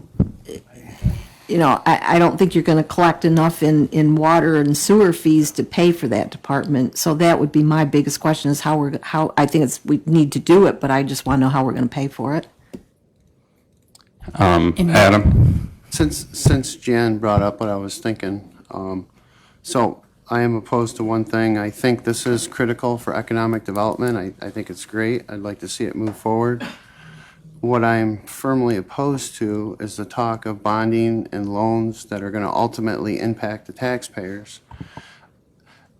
If we all agree this is a planning and economic development type procedure, there's $7.5 million earmarked in an account just for this. And I think it's a disservice trying to borrow money when the board 2 years ago already strategically earmarked money for this purpose. Just my thoughts. Thanks. Dwight? Yeah, the sewer processing plant, if we own the property, if we're going to put the new DPW building there, can we get grant money for us to do that, being separate from everything else? I mean, that's my question. At least it opens it up to where we can get the grant money, especially with the transportation going in there. We should be able to get that, some kind of grant money for that. And that is part of the submittal that we'll be looking at with Delta in this round of congressional funding. Okay, so, but it's just feasible that we could get grant money without going through all the rest of this stuff, just for that particular function down there, right? Okay, thank you. Mr. Stockham? Excuse me, I'm totally in favor of us doing whatever we have to do so that we can be eligible for EFC money and things like that. It's a Department of Public Works, which has the same basically staff as the DPW, other than quantity usually, at least at the town level. But through that, we have gotten, through water and sewer, lots of money available, and it ends up interest-free. So you have debt for 25, 30 years, but you're not paying interest on it, and they're wonderful programs, but whatever we have to do to be able to tap into some of those funds, I'm in favor of doing that. I believe more in the build it and they will come theory than wait for them to come and then try to build it. Mr. Healy? Thank you. I agree with the county district concept, and I believe at their last committee of the whole on this topic, and then again at the last P&E meeting, so that's what we gave you directions to do, is to come up with your recommendations, instead of all of us trying to figure it out on our individually and on our own. And I take it that is your recommendation. I'm fully supportive of it. It's going to open us up to a lot more funding opportunities in the form of grants, and it also will help out the municipalities along the way too. I think in the same revenue streams, and I guess the whatever economic development committee structure you come up with there for the advisory board, I'm fine with that. The only thing I'd say is let's just get it done here, right? Let's not micromanage these guys. Let's get the project done, and we'll get it done in less time. Thank you. That might have been a good conclusionary statement. Oh, no, it wasn't. Real quick, I think with the transportation department that we're working with for the combined facilities, they do have a fairly large pot of money to put towards whatever we do down there. So that's going to be very helpful because we've been able to put those two together, and I think Gwen has spent a lot of time working on that way of doing that. So I think we're headed down the right path anyways. Okay. All right. So we just kind of kicked it around a little bit, but we'll just await more information from you guys and more recommendations. I think I just wanted to maybe make a clarification after Adam brought up bonding versus the fact that we do have some fund balance available. Bond counsel is there. Bond counsel is kind of an expert in this field, whether or not you're going out for a bond. So that is, just because we refer to him as bond counsel doesn't mean he's not there for other issues. And strategically, you want to prepare certain things as if you were going out to bond, because you can't go back after the fact. So you might spend all of the fund balance you have and then decide you want to have a bond, and it's too late to go back to pass certain resolutions, and that's what Terry was talking about. So just because you do certain things now to prepare yourself in the event you want to go out for bond does not mean that you're actually going to do that. Those decisions come much later. Well, and we have a lot of big ticket items on the horizon that, I mean, I think we would probably be fooling ourselves if we thought we could pay cash for all the needs that the county has in the next 5-10 years. But that's a conversation for another day. But And Krista is right in the fact that you can pass bond resolutions for 1 million projects and never borrow on them. It's just that you put it on in a certain date, and then everything after that becomes eligible, which makes a huge difference if you run into trouble and you have, you've spent more money than you had in that $7.5 million. We've already tapped into that a little bit. So that's there for things that we can do ourselves, but it's not going to cover a packing plant in a sewer district. It's not enough money. It's not at all enough money. It's not going to cover the DPW building. So you're going to have to borrow money. And borrowing money is strategically right now more difficult than it was 20 years ago because of the tax cap. A bond payment for that jail was $1.6 million. We could not absorb that right now without doing some financing of some sort. So we're going to have to work within that. We've got a few more years that we're paying on the jail and a few more years that we're paying on the courthouse. There's going to be years that they are going to be overlapping. So we're trying to work with that as well, trying to make it fiscally responsible so that we're not going to run into problems in the end and have to go over the cap and we have there's some options about, they look at what you've spent in 1 year and they give you a little bit of I want to say a grace of the 2% cap, so you might be able to go over 3% if you have this reserve, which we do have some of that. So, I mean, I'm not worried about some of that overlapping, but I just want you to be aware that the timing is going to be critical in the whole thing, is so that we're not getting caught into a fiscal situation that we can't do anyway. So that's what we're looking at as well. And, we've had enough conversations that we know kind of what you guys are looking at and what we're looking at. So it's going to be a challenge to get it all together, but we can do it. We just need to know for sure that you guys are okay going forward with all of this, because it's a lot. So I try not to speak for the board, but I have a feeling the board is not interested in funding any of these projects through tax rate increases. But so we'll figure it out, like you said, but hopefully not that way. Dwight? Yeah, I think we're still talking about two different things. We're talking about DPW building and that facility with the sewer part of it, and we're not that's not the tourism part. The tourism part is separate. The 7.5 will not be able to be used on that particular project, if it's my understanding. I mean, that is a separate thing from tourism. So I'd be careful looking at the 7.5 to try to move along with what we're actually talking about for DPW in that facility. And Deb's not here to protect her stash. And I will say that the 7.5, or what we've tapped in for, is not strictly for tourism, it's for economic development. So they are two separate things, you're correct. All right, is that enough on that for today? Okay. All right, agenda item 5, EMS. I'm thinking, I apologize, I'm not recalling, but I'm thinking this is just an update on the EMS study and estimate for its actual final draft to the board. Thank you. I'm meeting with CGR next week, and that should likely be the end of the edit session, and then we can have a final copy shortly after that.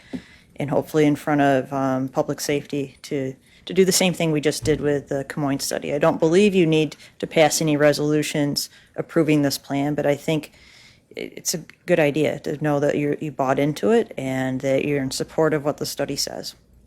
Okay. Now, I think Mr. Havey is strategizing a way to, once we have the plan in hand, utilize the EMS Advisory Board to its best use. And so that's something that we'll be able to talk about in the near future. Yes, because the EMS Advisory Board should be making recommendations to you on some of these things, but there's other things in there that would be outside their scope that the county board will need to make their own decisions on. Okay. Well, you need to make your own decisions anyways. It's just the EMS Advisory Board has within their scope certain things they should be providing you advice on. Okay. And now, without entering into too much discussion, where are we with our current contract with MTS? It expires at the end of this month, I believe. Okay, so this board will be charged with determining. Now, what's the structure of the contract? Is it we're going to have to enter into a new contract if we want? Yes, and how you do that, we're down to the very end of our ARPA money. I think we have approximately $400,000 left in ARPA. There are no budget items for this, so you're going to have to make a decision one way or another, whether it's MTS or other plans, how you want to fund any EMS activities in 2024. Okay. Has MTS indicated that they desire an extension or a new contract? I believe, yes, and we've talked about the strategy that maybe month to month is not the best thing right now, that if you were to look at the EMS studies coming back, if the county really does want to have a CON, if the process would be to do an RFP, looking at the timeline of when you could reasonably expect that and doing a contract with MTS to fill that gap. So it might be that, okay, you want to do that, and we can figure out with Allison what the timeline of the CON is and backtrack how long to do the contract. Okay. Several months rather than month by month. Right, and that's where we are with the CON, is we're just awaiting the conclusion of the study, because the study itself is, we assume, will support our application for a countywide CON. And so once that's in hand, we can activate our outside counsel to prepare that application. So I don't even think you need to wait anymore on the study. Anything that's being done to finalize the study has nothing to do with the recommendations. It's just clean up on a couple of things that were misspelled, some charts that just needed cleaning up on them, but the actual recommendations will not change. So if you're comfortable going forward with a CON, I think that would give Allison everything she needs to do to put in the resolution, and we could get it in front of the board. Which the board's already given direction to that goal, right? So you're good to move forward with that? Yes, we can go forward with the resolution for the CON and then do all the other applications and necessary paperwork for it. I see you, Jim. Thank you. Okay, Jim. Steve's going to ask it. He's the chairman of the public safety. Okay, here's the question, and bear with me because there's a lot of things I think that are not real. Okay? I thought we were further along with this than that. I thought we had already done some legwork or maybe even applied for the CON. Not yet? You've done all the legwork as far as Allison hiring outside counsel to work on it. They've researched it all. I believe they have drafts ready. It's just what you put in the resolution for your reason for going out for a CON. Really, we wanted those recommendations from the study to go in that resolution. So you'll pass a resolution, and then Allison will put the applications into the state. But the paperwork end of it is progressed. You just haven't actually filed anything. Okay. Here, I have a feeling, and again, lots of stuff that I think is not real. But something I think is that sometimes we as a legislature are holding things up and we don't realize it. I think that somebody needs to poke us and say, we must do this resolution in a timely fashion, not to let us figure it out as we go through the different discussions. I don't want us to be, the legislature, to be the stumbling block that keeps anything good from progressing. So On this, I don't think you are. Just in general, if there was anything you saw in those recommendations in the study that you didn't agree with, now's the time to speak. But other than that, I believe we could probably time the resolution to come forward the same time we would do the final approval of the plan to show your support of the plan. Okay, I just want to make sure that we're not the stumbling block. If we need to pedal faster, tell us, pedal faster. Okay. Okay, thank you. I do think the study itself took significantly longer than we thought it was going to take. I think we started in March and we thought it was going to be 6 months, and we're 10 months now. So that's what it is. But particularly when you're in big ticket contracts and you're awaiting the study, it's a little frustrating. And I just think the urgency of this, being on the EMS side, I see the urgency firsthand, and it just appears like we were told 2 years before I even got in the legislature they were working on this, which we found out was wrong, but because when I got on, nobody knew about it. But now it's been 2 more years, and we've gotten nowhere. It feels like we were on the impression that the CON was already been filed, that we were all already going forward with that. At least the 3 of us here just talked about it. So it is very urgent, and I think we should really get that CON on the ball. Yeah, we're close. Very close. Yep. Adam. Thank you, Chairman Harris. So I think the CON is probably the easy part. I'm sure there's a lot of moving wheels that go along with that. So you can correct. actually prove your need for it. What would be a reasonable expectation on how long this could take? Would a year be? I'd like to somewhat put a My a reasonable understanding timeline. is that the actual applying for the CON and getting that paperwork approved is very quick. It's what you do after that with contracts. If you go with contract with independent ambulance agencies, if you're going to try to run your own, contracts for, drugs, other things, those things are the ones that take probably the more time. I guess what I'm really getting at is how long should we propose a contract for that would be reasonable and respectful to both sides till we feel we're capable of administering the CON in a responsible manner? We've kicked around anywhere from 6 months to a year, talking to MTS. It's just what you feel most comfortable with. You could do 2 6-month contracts. I just know we've been at this spot several times. It would be nice to. It's not fun to revisit the conversation once every couple months. I know that. I personally don't have the appetite to renew in another 2 months. I think give ourselves a time frame, and it gives the back table the time to administer this correctly. Well, perhaps the cleanest way to look at it would be that we're doing a bridge contract for the remainder of the year with an expectation that any responses from an RFP would begin a new contract with the new year in '25.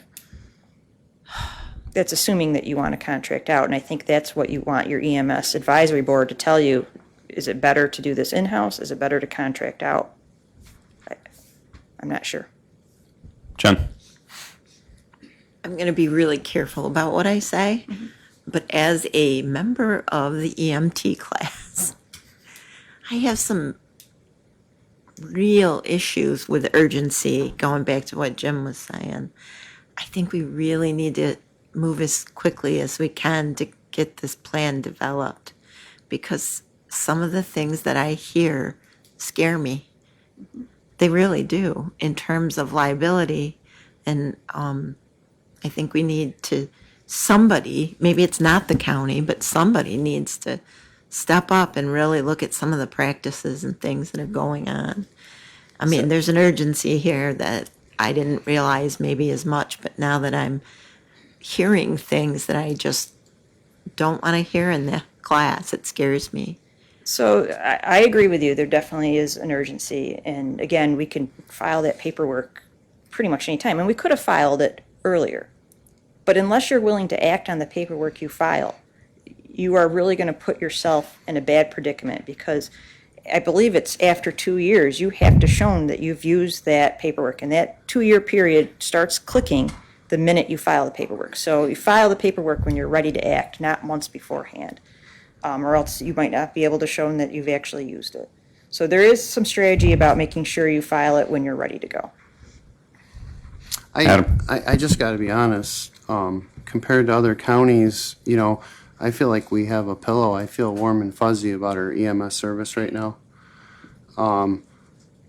I live in a gray area, just like Houghton could not get an ambulance out this morning. They kept toning them, and I heard MTS respond to it.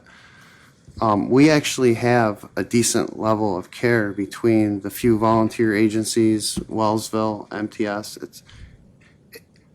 I'm actually kind of comfortable with it.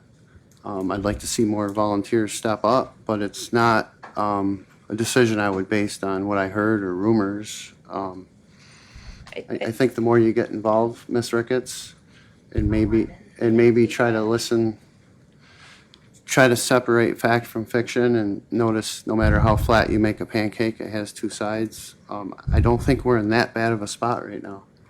You know, when speaking to CGR, they felt that we were in pretty good shape compared to other counties, but that there is a real sense of urgency when you look at the age of our population of the county. And they stood right here and explained the older our population gets, the more calls that will happen.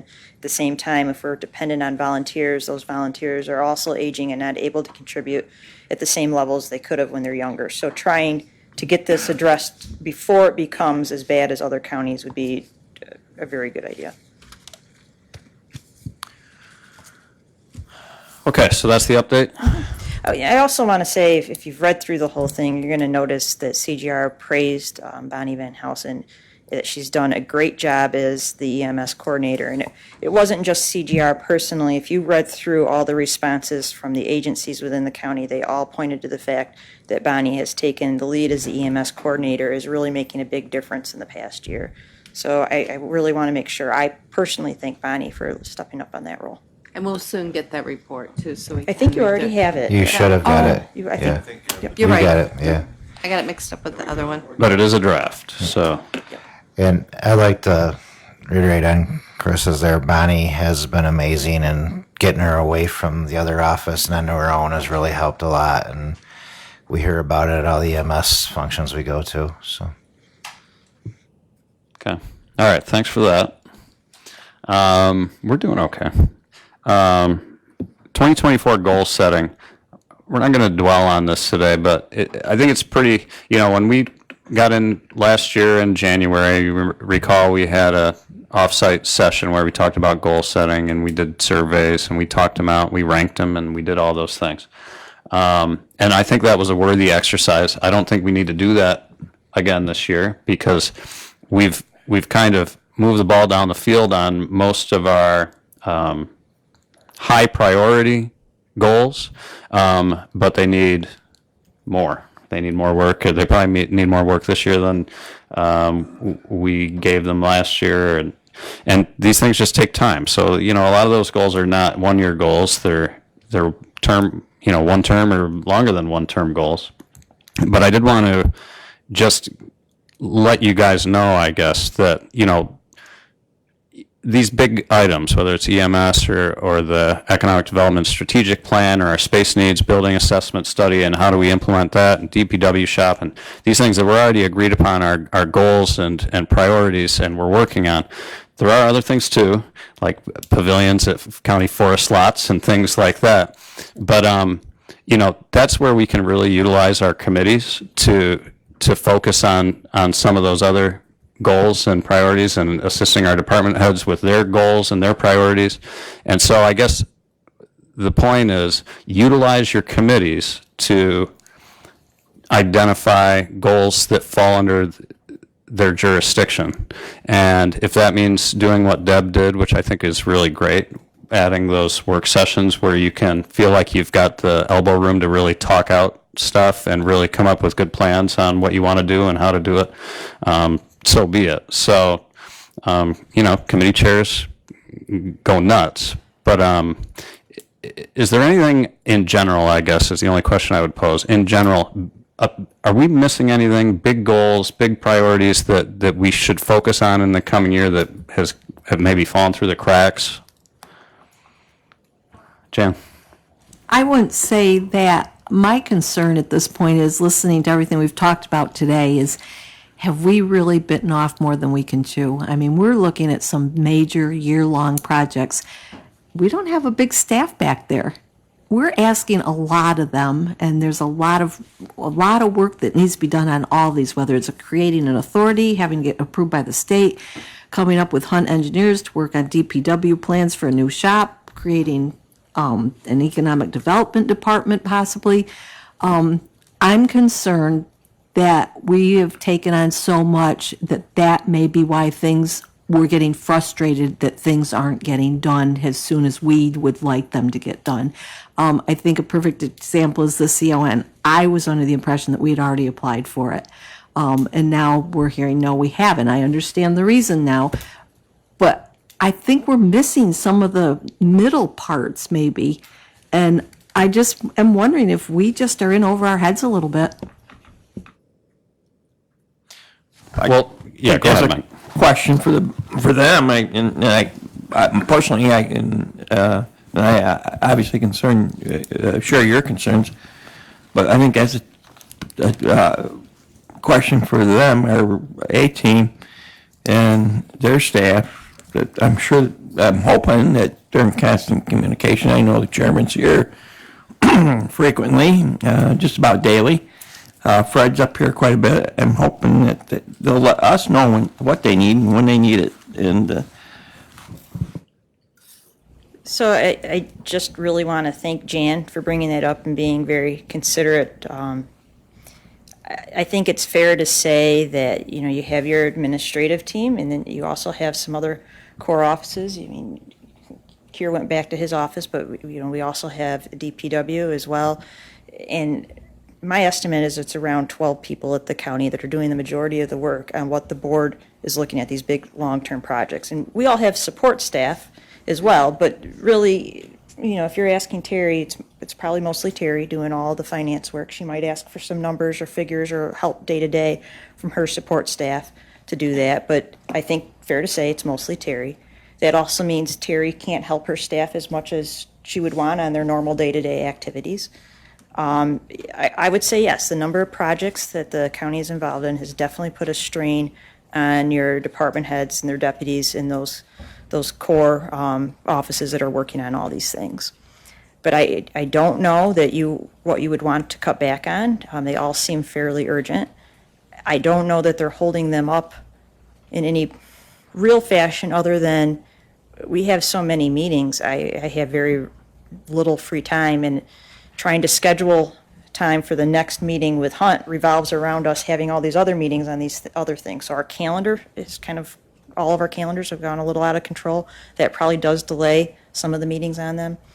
But as far as the actual work, I mean, obviously we have, Allison's using a lot of outside counsel, which she should be on these big projects. DPW has relied heavily on Hunt. Those are the people that are doing a lot of the work on this. And then it's a matter of meeting with them to review those things and move forward. Other things like these studies, that the studies will be done when they're going to be done. We give them a target hoping that they'll be done there, knowing that probably it's going to be 3 months after that. Especially on the EMS one. I think a lot of places were going out for EMS studies at the same time, and there's only really a handful of consultants that do that type of work. So yes, thank you, but I don't know what you'd cut back on. Not county forest lands, is it, Carissa? Yes. Dwight. I just want to give a shout out to Tom Windus. I've chaired the Department of Public Works for quite a while now, and I've seen the capabilities that he's been able to do that we didn't have before, because he's our engineer as well as the superintendent. So we've put a lot of extra on him, and fortunately Dean's stepped up and really is doing a good help. So I just want to let him know that he's not here, but I appreciate the responsibility he's taken on, because it is a lot more than what we were used to. So thanks again. Thanks, Mike. And I think Dwight's absolutely correct. And I did mention Tom and Dean both. We do have a number of other department heads that might not work regularly on these things, but you call them up and ask them, hey, could you take over this duty, or could you give me your opinion on this? And they are all very ready to help out. So I don't want to slight any of our department heads when I said there's kind of a core group, but they are all very willing to pitch in on whatever they can do to help on things. Okay. Steve? Yeah, I just want to say that I think that in our administration and in our department heads, we have a vast number of all-stars, and they really do require, I think, some recognition every once in a while. I'm not to say that we don't, but they should be, once again, congratulated, because running this county, even though it's Allegheny County, it's not Erie or whatever, it's a load, as you probably know. And here we are talking about things to do and limited staff to do it and things like that. And I'm going to bring up something I bring up every once in a while, and it's I'm going to ask for something. Surprise. I just want to put on the table one more time, and I'll probably do this occasionally until I die or something happens. County Information Officer. That would be a position that would be in charge of keeping the public that we serve abreast of what it is that we're doing. When we were talking about redistricting earlier and how we're going to get that word out to our constituents, and we're all talking about, oh, we'll just go out and meet with our constituents. Yeah, well, we might meet with a half dozen, or 8, 10 maybe, and that doesn't get the job done. If we had a county information officer, then the information could be put out so the people could see it. Also, hand in hand would be positive PR, because reputation, I think, in the county could use a little polish, and we deserve it. We work hard, we do a lot of good stuff, and people sometimes don't know. And then there's damage control. Occasionally there's damage control that needs to be done, and the public information officer could do that. And it could be consistent, and all this information could be consistent and put out in the same fashion, in the same way across any lines of communication that we have out there. Anyway, just once in a while you're going to hear this brought up again, and there I am bringing it up. Thank you, sir. Thank you. All right. So we've got enough goals, you're saying. Okay. All right. One more big one today, and this one's to you too, Carissa. And I don't know if we need any executive session for this, but you let me know when you think you need to go into executive session. If you do, and we'll do that. But let's stay out as long as we can, I guess. So, Cap. So we've made good progress on CAP. I meant to meet with the sheriff this week. We had our meeting delayed, but I talked to him this morning. He's in support of moving the CAP along as quickly as possible. He does have a plan to do an interim CAP if we need to in the meantime, but he'd rather not do that. He'd rather just have CAP go into effect. It sounds like the soonest we could do that would be March, getting it around for March 1st. That would be, we'd want to put it back through committee and then for a resolution to approve it. And then I think you were asking how much it's going to cost. And I worked with our 3 attorney departments that are affected by it, conflict defender, public defender, and district attorney, to ask for their ideas on what they think it should cost, because they, I think, would like to be compensated in some way for it. There are a variety of answers. They would seem to be all wanting one consistent fee for that. And there are some issues with that because assigned counsel are not employees. So what the fee you pay them might not be the fee you should pay an employee who you're already paying a salary for. So those are issues that we will want to talk out. I think you probably could separate that and talk that out separate from doing the CAP approval process. But the longer you're delaying on the CAP approval process, it's really the longer we have people going out in the middle of the night to do arraignments, or even evening hours doing arraignments in these various courts. It's very difficult, I think, to find attorneys that are willing to do that and do it in a safe way for themselves, the courts, and the communities. So I think it'd run a lot better out of the sheriff's office as soon as possible. So we don't have numbers. we have numbers, but I don't know, off the top of my head, I believe it was being on call, $250 for on-call and $150 for the appearances, if somebody were to actually go out. And my estimate, if those were the numbers they were actually using, would be about $200,000 to cover defense and $100,000 to cover prosecution. But that's a lot of money, and I don't believe that you have that within your budgets to do. Some of it is covered by ILS grants, but How much of the PD and conflict defender side is covered by ILS? at this point in time, I'm not sure if it's 100% of that plus fringe or if it's just 100% of that. But I also don't know what they put into their plan. I mean, it's whatever the state approved is the plan. I don't know what their budget amount was for the state. Jam? Is there any cost from the sheriff's department for any of the additional officers that would be needed or overtime for them? So in speaking with the sheriff, it didn't really seem like there was any planned cost with that. Now, if all of a sudden arraignments went crazy, then yes, I think they'd be looking for additional staff. But it looked like they were able to at least start it without any additional cost at this time.